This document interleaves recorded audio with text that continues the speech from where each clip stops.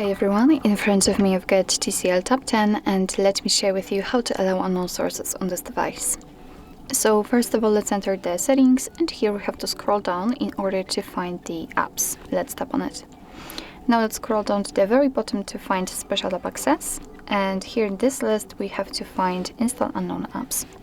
And as you can see right here, we've got the list of apps which are allowed or not allowed to install some content.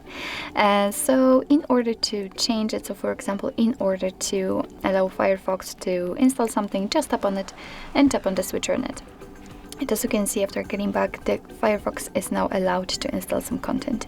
Be aware that you're doing it on your own responsibility, because some third-party apps aren't verified by the developer, so you may put your data and actually whole device at risk. So remember about that. Of course, it will work the same with all other apps. And just tap on it and tap on the switcher.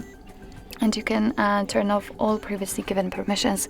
Just tap on it and tap on the switcher again. And after getting back, you can see that the Firefox is not allowed to install anything. So actually, this is it. This is how to allow unknown sources in your TCL Tab 10. Thank you so much for watching. I hope that this video was helpful, and if it was, please hit the subscribe button and leave the thumbs up.